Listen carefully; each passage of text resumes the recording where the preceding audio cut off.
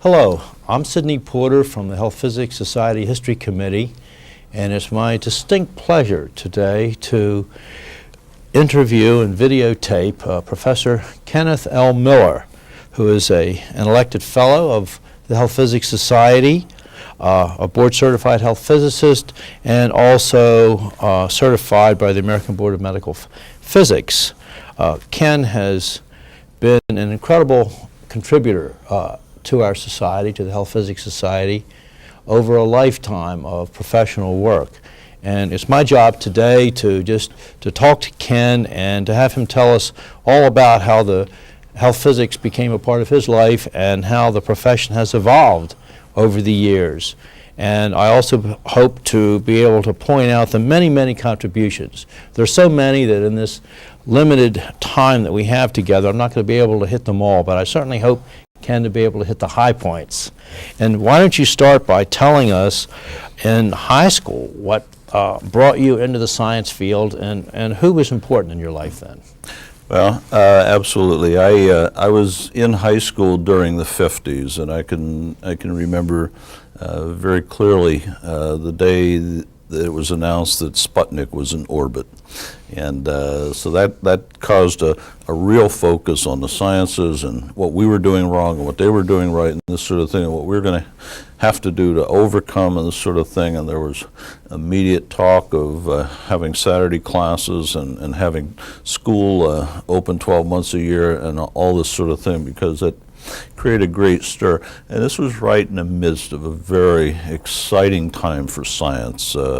You know, with coming out of the Eisenhower presidency and the startup of the Shippingport nuclear reactor and all the wonderful things that were going on in science. I mean, it was the Westinghouse world in those days and this sort of thing. And so science certainly was a favored subject in those days, and it was certainly one that held great promise for wonderful things to come in the future.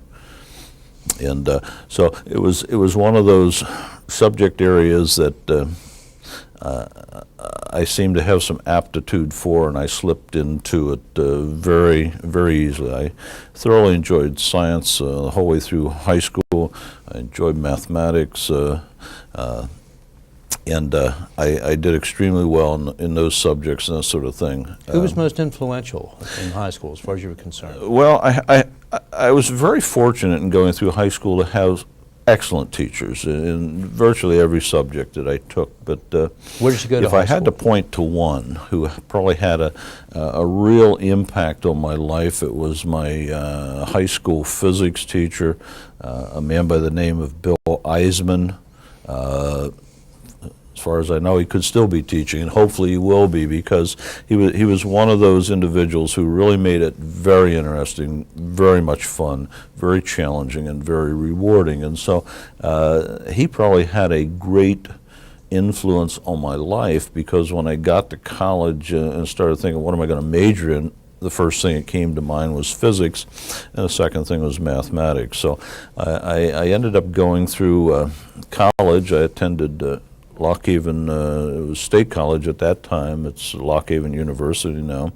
Located where? In Lock Haven, Pennsylvania, which is about 35, 40 miles due east of Penn State University, located near State College, Pennsylvania. And it's not a big football school, but has a national influence as a wrestling school, and it's predominantly a teacher's college. And I predominantly or primarily went there because I had an interest in teaching. And so I graduated from Lock Haven University in 1965 with a degree in education and a triple major in physics, math, and general science.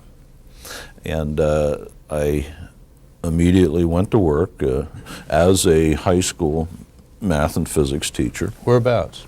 In a little town called Port Allegheny, Pennsylvania, which is in the north central part of Pennsylvania, very close to the New York borderline. What grades were you teaching? I was teaching grade 8 through 12. in a variety of different maths and physics. One year I taught, or the one summer I taught chemistry and biology as well. And I was qualified to do that because I ended up with enough credits in the sciences and so on to have a physics, math, and general science major. And so the general science really gave me the ability to teach any of those subjects. And how about your love for teaching? What's happened between now and then? Well, I've never lost it. You know, it's still there. And I would probably still be there, maybe even in Port Allegheny teaching, had I been able to earn a living at the time and support a family. When were you married, by the way? I was married right after I graduated from high school. I married my high school sweetheart. And how many children have you, by the way? we have 2 and 2 grandchildren.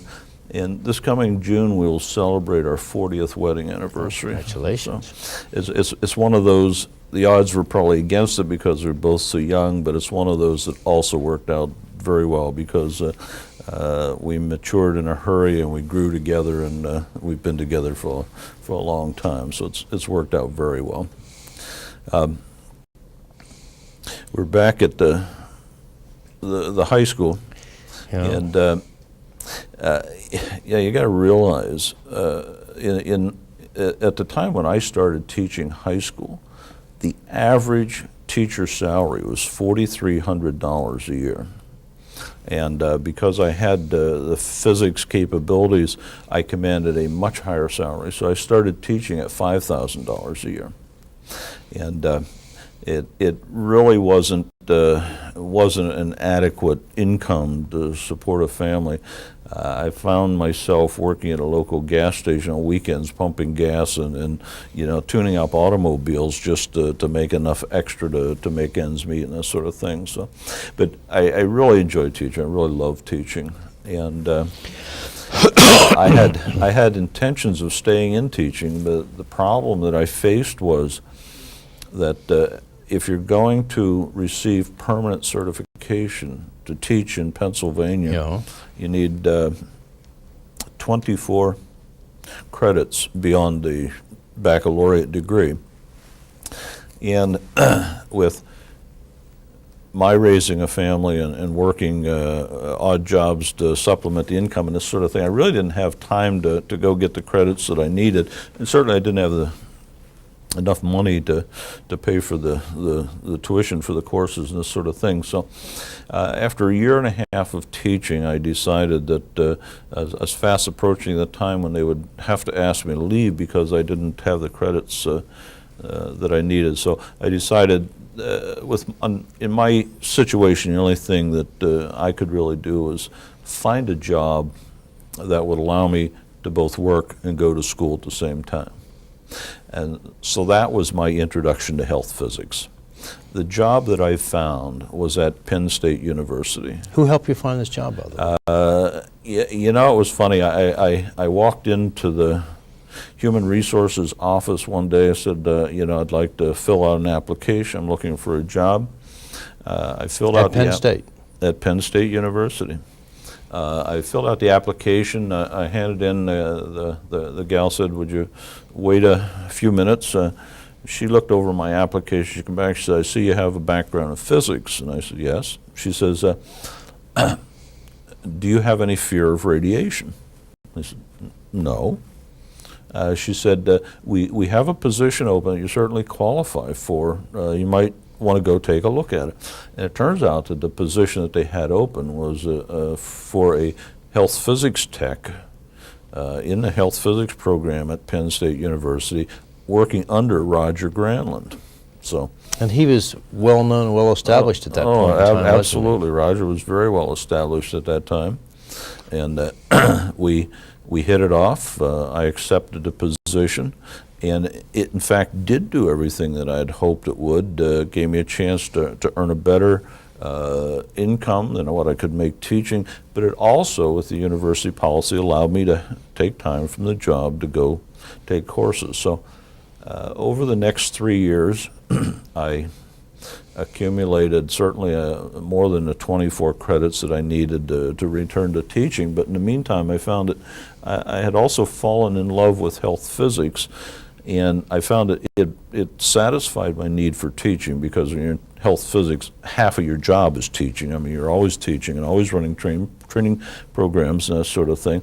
But it also incorporated other unique and interesting challenges with the science involved and application of the science, and doing evaluations and doing calculations, and working with people and consulting with people and sitting down with researchers and helping them to figure out what's the best way to introduce radioactive materials into an experimental setup that might give them the answers that they hope to receive, and all that sort of thing. So I found that working in that university environment put me in touch with an exciting group of people who were on the very cutting edge of technology. They were the movers and shakers, and they were the way of the future, and working with them gave you an opportunity to see it long before these things were made known to the public. So it was a very exciting environment to be in, and so I decided for a short time there, I thought that computer science, computer engineering, computer programming was going to be the way of the future. So I started taking some graduate courses in computer programming, and after 2, I decided to quit, not because I'd changed my mind about the future of that, but because I found I had absolutely no aptitude for key punching, and that was the way that you did the programming in those days. So after 3 years, or during my 3rd year at Penn State, I began to think very seriously about health physics as a career. And I started checking around at graduate programs, and the University of Pittsburgh offered me a public health service fellowship to do my master's degree at the University of Pittsburgh. So I accepted that, took a leave of absence from Penn State University, and moved to Pittsburgh. The Pittsburgh program was just an ideal match for me, and I felt. How so? Well, I felt that I was extremely fortunate, having had experience in health physics, because when I got to graduate school, I knew what I didn't know. I knew what I needed to know, and I knew what I was going to have mastered if I was going to be effective after I completed the program. So I think that having that kind of insight made me a far better student, maybe not a better student, but it allowed me to graduate from that program much more focused, knowing why I was studying the things that I was studying, and knowing how they were going to be applied in the real world. It was wonderful that you had that earlier 3-year experience. Oh, absolutely. It was super. Who were the people that most influenced you at Pitt? Well, certainly Neil Wald was the chair of the department there. Well, Dr. Neil Wald is ex-president of the Health Physics Society and one of its early leaders. Absolutely, absolutely. And who else at Pitt? Joe Watson was there. Ernie Sternglass was there. Jack Schubert was there. But the one person who was there, who probably had absolutely the biggest impact on my professional career, was Alan Brodsky. You want to tell us why he's such an incredible person? Well, Alan is the ideal health physicist. He absolutely loves the field, and he conveys this love for the field, for the science, for the interaction, for the regulatory processes, the whole bit. He conveys all of this in his teaching. So he's a very exciting teacher of health physics, and he's a fantastic motivator. He's the kind who can do an animated hour lecture on neutrons colliding and this sort of thing, and have you walk out of there just chomping at the bits to get to a calculator and start punching in numbers and this sort of thing to come to the next phase of this interaction, that sort of thing. So he was just both a great teacher and a great friend, and he's been just a very good personal friend of mine ever since I was at Pitt And he's in still a gifted 1969. teacher and still teaches. Oh, in person. absolutely, absolutely. And it just has amazed me over the years to listen to acceptances for various awards and so on within the society, and to see how many of the awardees point to Alan Brodsky as one of those people who played a significant role in their professional lives. And I might add that there are a lot of people that have you to thank for their professionalism in health physics too. Well, it's very kind of you to say so. I certainly don't put myself in the class of the Alan Brodskys and so on, but I've enjoyed health physics. I've had a fun time in health physics. It's been an interesting and a rewarding career for me. Well, I put you in that class. You have given so much, especially with your work with the journal, to all health physicists. And I hate to think of the thousands of hours that you've put in. I guess I'm jumping ahead now, but the work that you've done with the journal has affected and continues to affect so many people. And it's something that is just unbelievable. Can you tell me a little bit about what happened to you after your MS that you got under Alan Brodsky and Neil Wald? Absolutely. I completed my master's degree in 1 year, which meant it was a very, very intense year. I accumulated 64 graduate credits in that 1 year. It's unbelievable. That included research and a thesis defense. So, but again, I've that's always been my mode of operation, this sort of thing. Education's always come easy, and it's always been a uniquely challenging and rewarding aspect of my life. But as soon as I graduated from the University of Pittsburgh, I went back to Penn State University and took the position as associate health physicist to Roger Granlund. And my stay there this time was quite short. It only lasted 12 months because in the interim, they were opening up research labs at the new medical school and medical college of Penn State University, the Milton S. Hershey Medical Center, that is located 90 miles away in Hershey, Pennsylvania. And it was during that 12 months that I was back at Penn State University that the Hershey Medical Center decided that it was not a good situation to have their programs monitored remotely from 90 miles away. And they decided that the best way that they could assure that things were done absolutely the right way at Hershey, and the best way that they could come up with of controlling their own future research destiny was to establish their own licenses and their own radiation safety program on site. And so it was during the 12 months that I was back at Penn State University that they decided to do this and to establish a health physics program at Hershey. I was extremely fortunate. I think I was one of about 75 applicants for the job.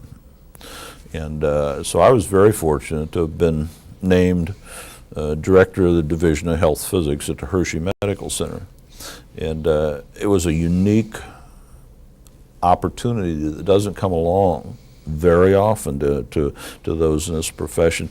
When you consider the fact moving into a completely new facility and having the ability to start from scratch and develop the radiation safety program and to develop the training programs and to get to know all of the users and to get familiar with them and train them. And did you have an academic appointment also?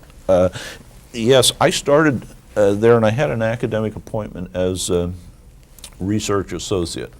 I was director of health physics and research associate.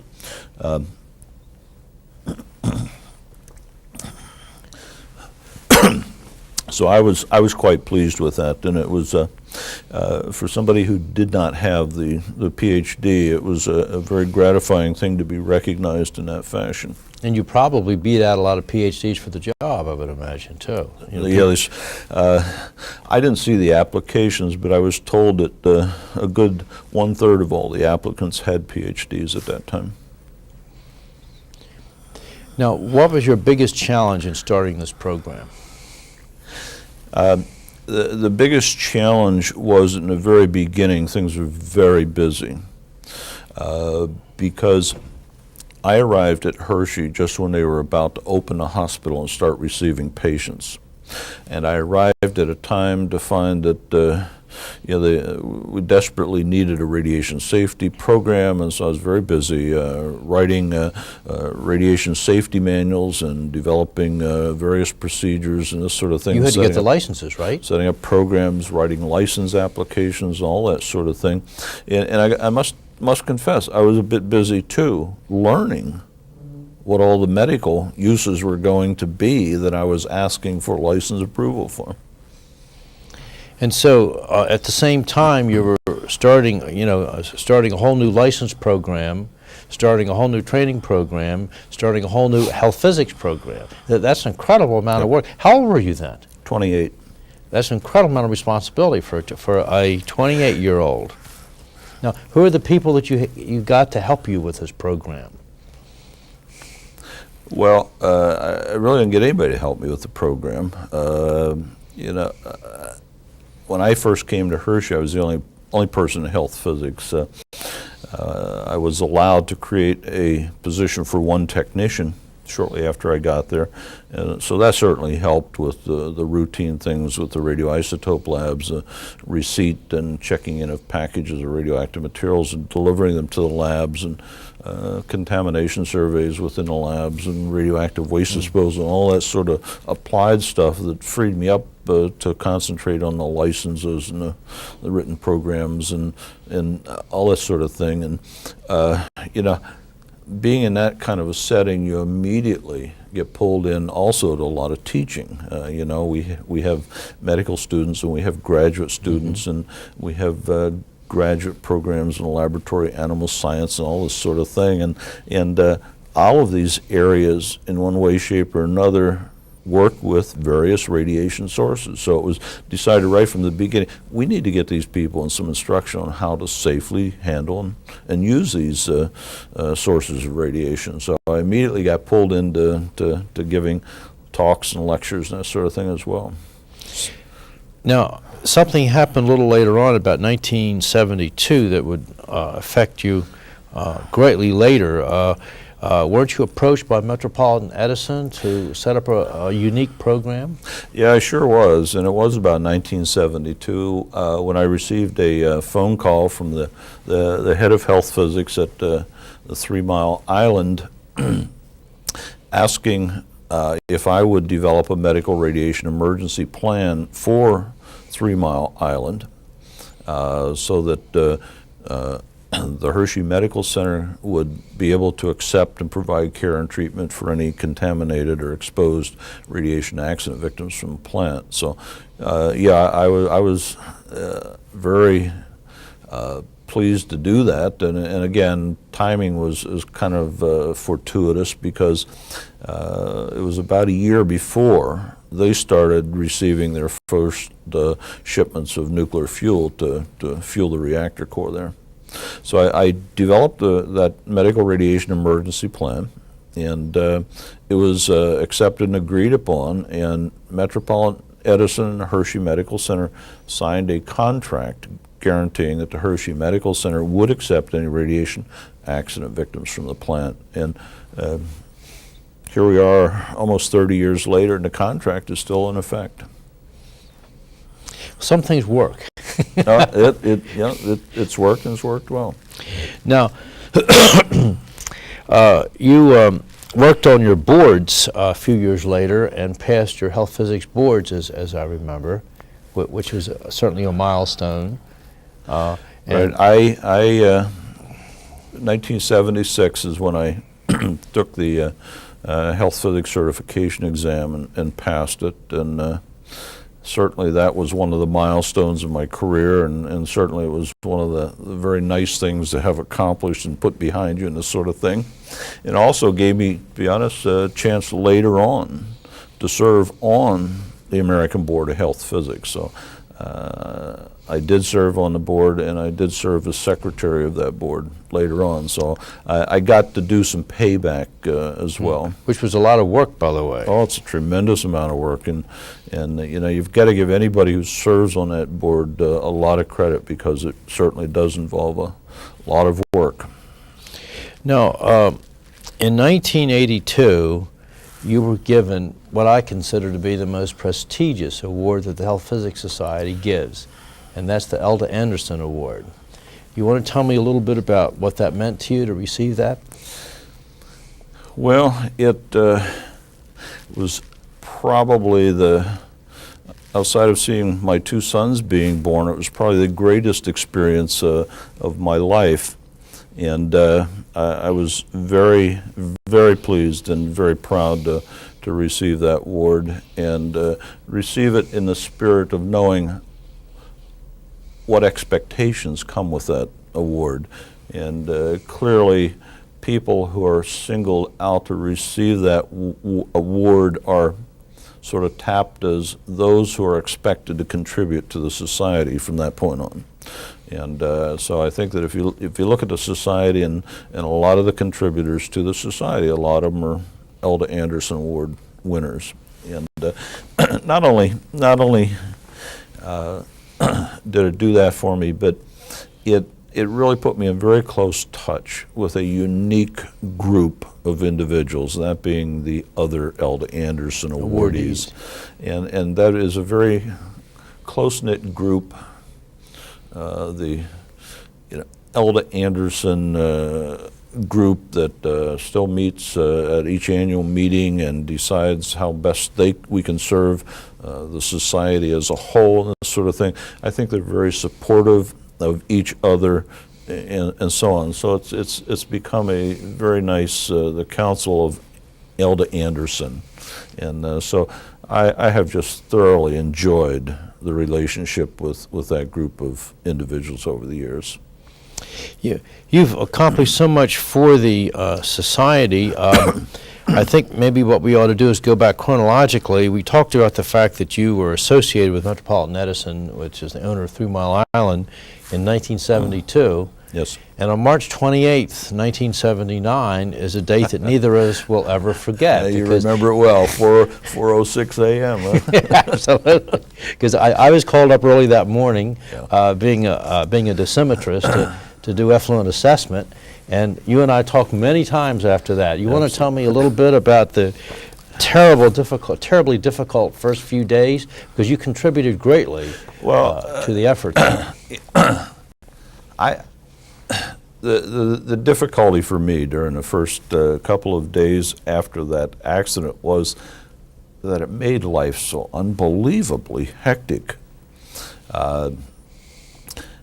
There were just so many things going on, and for the very first time, the institution that I was at, the Hershey Medical Center, was faced with the possibility of having to evacuate a hospital. I don't think this has ever been done before. And there was some great concern as to how this would be handled and what we would do and this sort of thing. But not only that, there was a tremendous amount of things going on in the area and this sort of thing. Great deals of concern on the part of people, the public living in that area, great deal of concern on the part of the employees at the Hershey Medical Center, and all that sort of thing. But probably the most unique thing about all that was the number of members of the news media that converged on that region. And so that very quickly, because the people at TMI were so busy with the plant and what was going on and trying to get things under control, members of the news media were looking for anybody who could speak authoritatively in terms of radiation.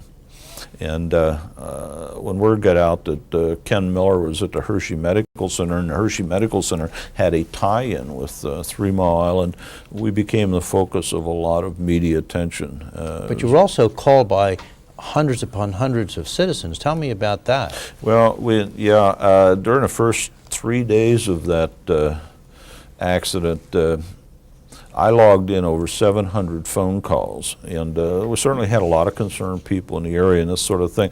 And I certainly personally could not handle all the phone calls and that sort of thing, so we quickly began looking for ways of doing this sort of thing, and we brought all of our radiology residents in to hurry-up training sessions and this sort of thing, explained the situation very fully to them, went over with them the types of questions that members of the public were asking, what were the appropriate answers to these questions, and so on. So we set up a around-the-clock hotline at the Hershey Medical Center that was... And I bet it was called around the clock, too. Oh, it was. Yeah, we logged in a lot of calls, but there were other concerns, too, in the area. What did you do about the great concern of iodine 131? Yeah, even so the plant knew very small amounts were being released. The public didn't know that and didn't believe it if they were told it. Yeah, and it was the sort of thing, you couldn't tell them, you had to show them. And so we, the only capabilities we had at the time for doing thyroid uptake counting was, of course, the thyroid uptake counter in our own nuclear medicine department. But we issued public bulletins stating that anybody who wanted to could come to the Hershey Medical Center. And how soon after the accident started did you do that? This was several days after the accident, probably within the first 5 or 6 days following the accident that we put out this bulletin. And we had a lot of people come. We had, as I recall, 114, 120, somewhere in that range. So you must have relieved a huge amount of anxiety doing it. Oh, yeah, and it was kind of interesting because you know, a lot of the people who came were Amish families or Mennonite families, and we remarked on this at the time because, you know, they would come with their, and they all have 4 or 5 little kids, and so they were concerned. But the kids were perfectly behaved. They would come into nuclear medicine, they would all sit side by side on the sofa, they would sit there quietly, and they would wait for the procedure and this sort of thing. And so it was an interesting and unusual time. I guess, you know, the Amish in general did not want to evacuate and leave their animals. That is correct. And therefore, they were kind of stuck there because their way of life was taking care of their animals. Absolutely. And so they must have been very concerned, and this was their only way to have that concern relieved, from what I could see. That's correct. That is correct. So I would say that at least half of the people who came in to have their thyroids counted were from those Amish farm communities. So what other things did you do concerning TMI? Because there were many concerns. So it wasn't just iodine. Well, in fact, I remember calling you because we were finding small amounts of iodine 131 in the river, and being in charge of effluent assessment, I knew that TMI wasn't putting it in there. Sure. But the world wasn't going to believe that we weren't putting it in there. Sure. And so I had no choice but to call the nuclear medicine facilities and say, do you have patients that are urinating iodine into the sanitary sewer? And it turns out everybody I called said yes. And you were the first people we called because Watara Creek dumps into the river just above TMI. Sure. And what was your response to that call? Well, my response was very likely that any iodine that you're seeing is patient-related. There were levels of radioiodine that could be administered to patients for treatment of hyperthyroidism, Graves' disease, that sort of thing at the time, and these patients could be treated as outpatients and sent home, as long as the activity administered was below 30 millicuries. Yeah, right, sure. And also we were well established in treating thyroid cancer with much higher doses, 100 to 200 millicuries at a time. And again, once the patient dropped below 30 millicuries, they could be discharged to go home. Now, most hospitals simply get rid of the urine from these patients by dumping it down the commode. Hershey Medical Center, I established a program, so we will collect the urine from these patients. And we did this for two reasons, because we're very sensitive to the fact that our sewage treatment plant did empty into the Swatara Creek that you mentioned. I was very sensitive to the fact that that creek is used for recreational purposes. So I didn't want any unnecessary iodine from our facility going into Swatara Creek. The other thing was, we found it very easy to measure the amount of radioactivity in the urine on a daily basis, so we could give the physicians in charge of treating these patients a much better indication of the excretion rate of the iodine that we were giving to the patient. And it gave us a better comfort level. But you did, in fact, hold up putting the urine into the sanitary sewer, right? Your bottom line was that you held up putting that radioactive urine into the sanitary sewer. The bulk of it, absolutely. And that made a big difference because you know, we were seeing this all the way out to the Chesapeake Bay. Sure.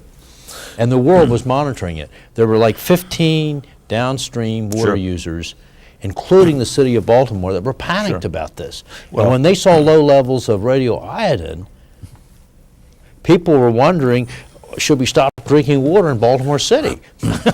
It had a huge effect that rippled way out. Yeah, and the worst part was it was very difficult to explain it to these people that it really didn't, yes, it was being detected, but no, it didn't represent any harm, any public health threat or what have you.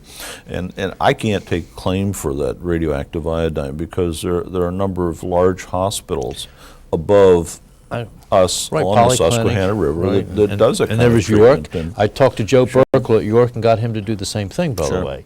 But the thing is, you were the first to say, well, we can do something about it. And I don't think the public realizes how much they owe you, because what this does is this gets rid of the iodine, and therefore the problem goes away because it's no longer a concern if there's no iodine there.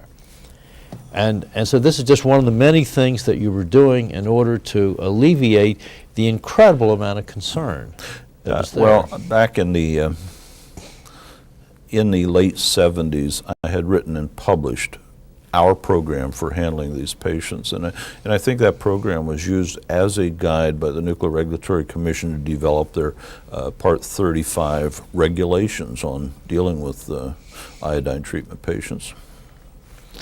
So in the years to come after TMI, you changed roles in your response to the accident.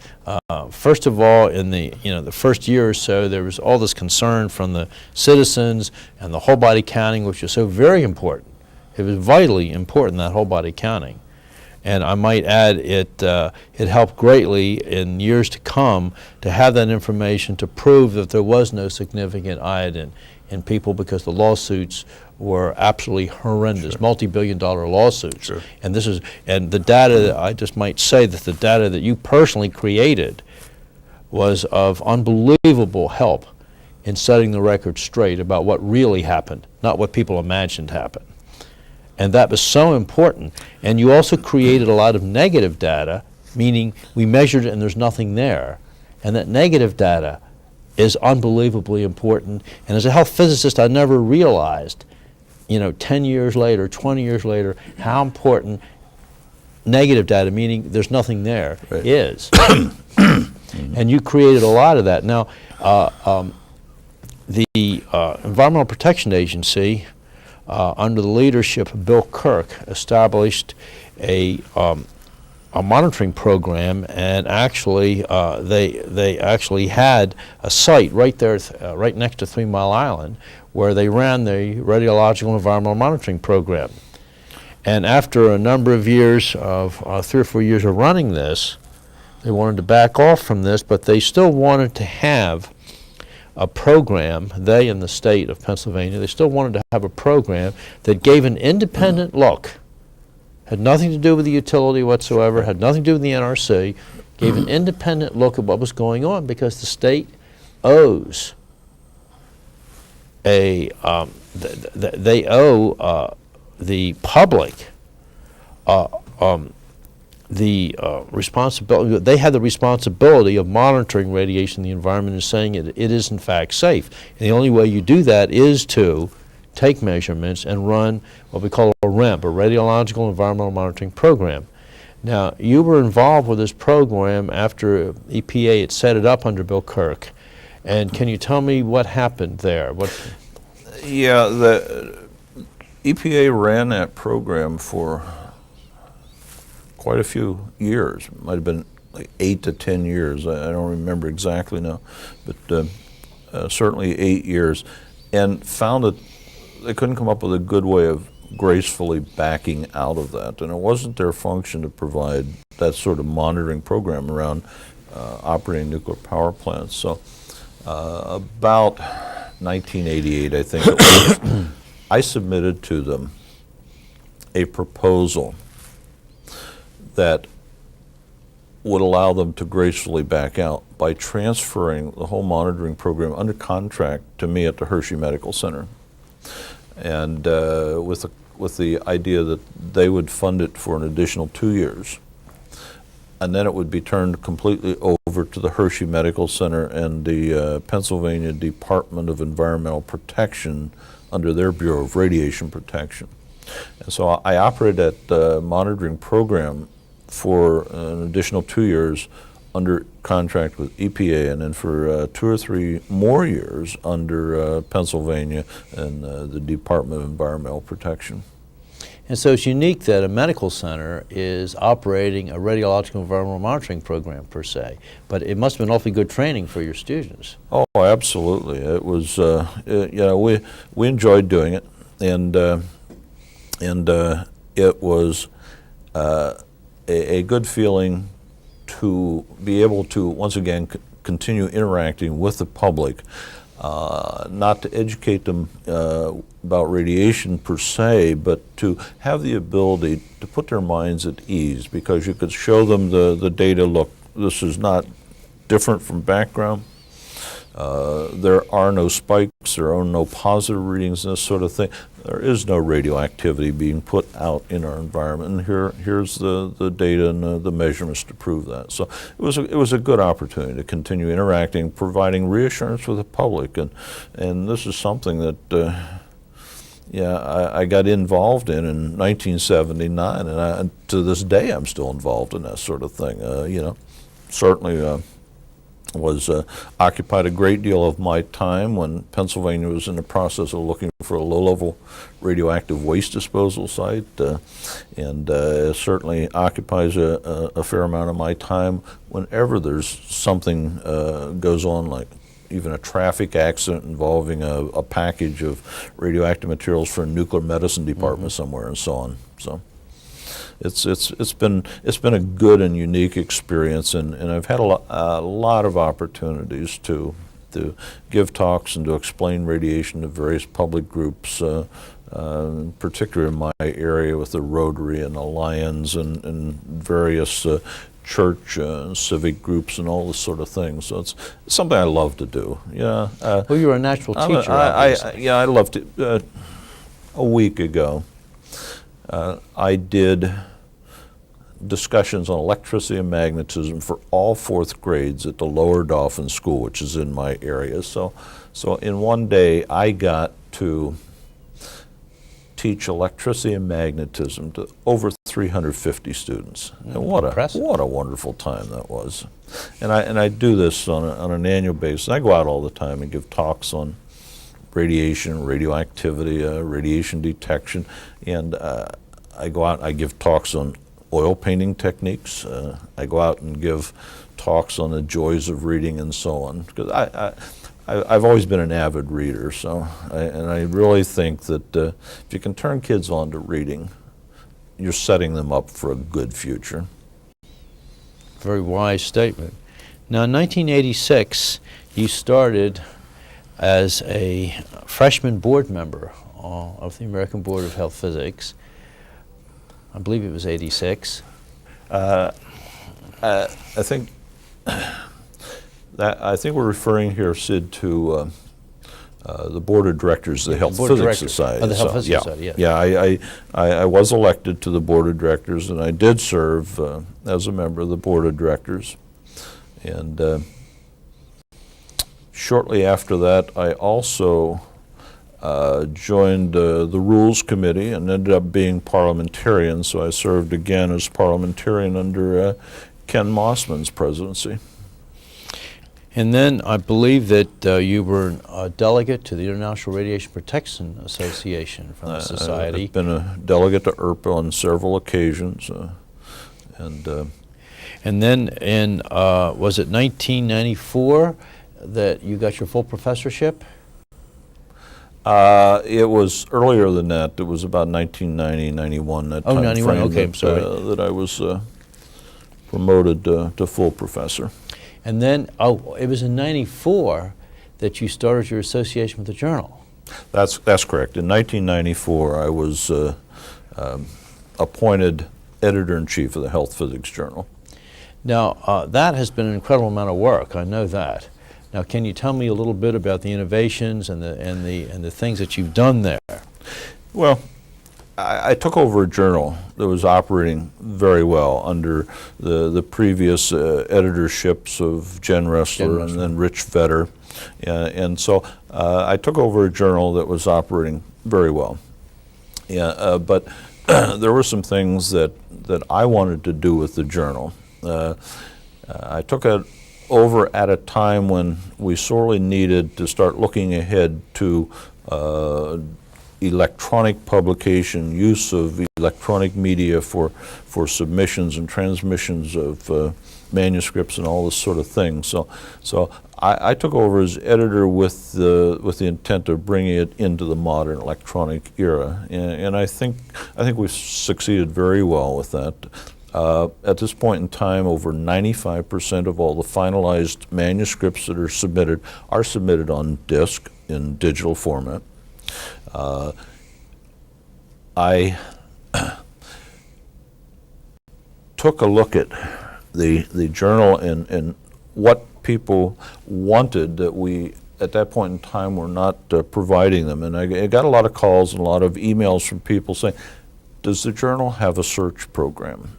And no, we didn't. So one of the things that I did was to establish a online journal search program for all the members of the Health Physics Society and all the individual subscribers to the journal. So that's been up and running for the past 4 years. We have all the issues of the journal in it. It's a unique program. Not only does it give you the title and the authors, but it'll give you the abstracts. And for the past 5 years or so, if you want to scroll to the end of the article when you're through reading the abstract, you can find all the references cited in the article. So it's a very powerful program. It's very, very fast. It gives you multiple ways to search, either by author, by title, by keywords, by hints, what have you, and so it's working extremely well. The other goal that I had was to develop an electronic publication capability. At this stage of the game, we're still receiving all of our manuscripts in paper form. And then they're being duplicated. And then they're being sent out to the associate editors in paper form, and sent out to the reviewers in paper form, and this sort of thing. And so my vision was to create a system where everything could be done electronically. Submissions could be handled electronically. They could be sent out to the associate editors or reviewers and so on. They could be sent back electronically back to this does two things. One, it saves a lot of time. And the other thing is it saves a lot of money. We just had a hike in postal costs. So there's been a significant increase in the cost of mailing and this sort of thing. And it's not the mailing costs with 300, 400, 500 manuscripts a year. Those mailing costs are not insignificant. Well, are you going to go to Word or something like that as a standard for the media? That in other words, you want everything in Word format, something like that. Is that what you're trying to get to? Yeah, with the new program, as soon as we unveil it and make it available, submissions will be in Microsoft Word. Yep. Wonderful. So, and it seems to me also that you started the Operational Radiation Safety Journal, too. Can you say a little bit about that? Well, there was a need within the society to provide our membership with more articles operationally oriented. These days we're taking on a new classification of membership. We're taking on more entry-level individuals into the society and so on who have a need for this sort of thing from a training standpoint, from a guidance standpoint, and so on. So there is both a perceived and a spoken need for more and more operational type information. And so to satisfy this needs, at the request from the Society's Board of Directors in 1996, I think it was, 97, that time frame, I created a new publication called Operational Radiation Safety. And so we've been publishing issues that we're almost at a 3-year point now. It's so far been a tremendous success, both from the standpoint that we've been able to attract good quality articles dealing with operational topics for it, and from the standpoint that I received tremendous positive feedback from the readership as to how they like it, how useful it is for them, et cetera, et cetera. And so for me, that's the gratifying thing, that we've created something that satisfies a need, and people are finding great use for it. Now, I noticed that in 1995 you were elected to the NCRP. Can you tell me a little bit about your work with them? Well, I've been involved with the NCRP probably for 10 years prior to that, because I'd been on several committees developing reports. I'd chaired a couple committees that completed reports for the NCRP. What were the topics? The first one that I did turned out to be NCRP report number 105, which was radiation protection for medical and allied health personnel. I then chaired a committee that did report 124, which was an evaluation of occupational public exposure from nuclear medicine operations. And more recently, I helped to do rewrites of the 2 NCRP reports on operational radiation safety. One is programs and the other is training. So you've been really busy, and then in 95 you were elected to the full committee. That is correct. I was elected to the council in 95. And so you're on the council now. Are you working on reports as we speak? We are, yeah, I've been very active on Scientific Committee 46, which is the operational scientific committee. And we've been very active in writing reports and this sort of thing.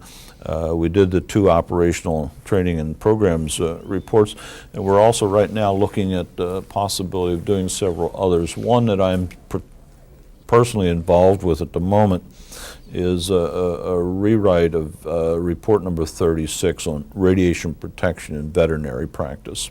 So you're incredibly busy from what I can see, and you love your teaching, obviously.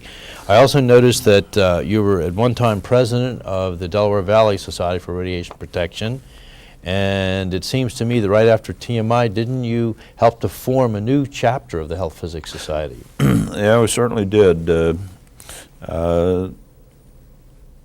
After the accident at TMI Unit 2, there were a lot of people brought in to handle the decontamination of that unit and the removal of the fuel from the reactor core and that sort of thing. And a lot of these were health physics types.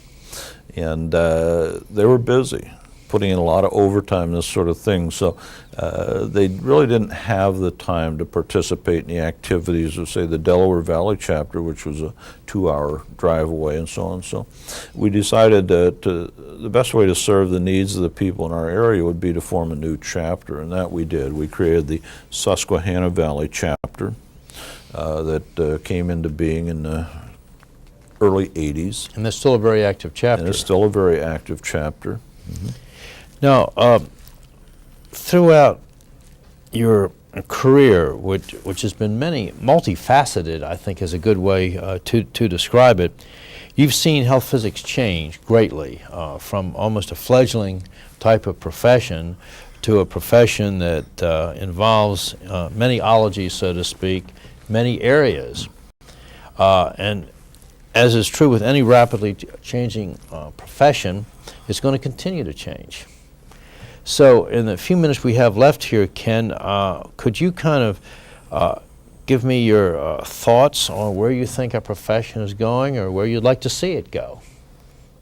I know this is a difficult question. Well, there certainly has been changes, and I think the biggest change that I see is the de-emphasis on research, in particular health physics research, radiation biology research, and that sort of research. And we can see that reflected in a change in the types of manuscripts being sent to the Health Physics Journal for publication, that sort of thing.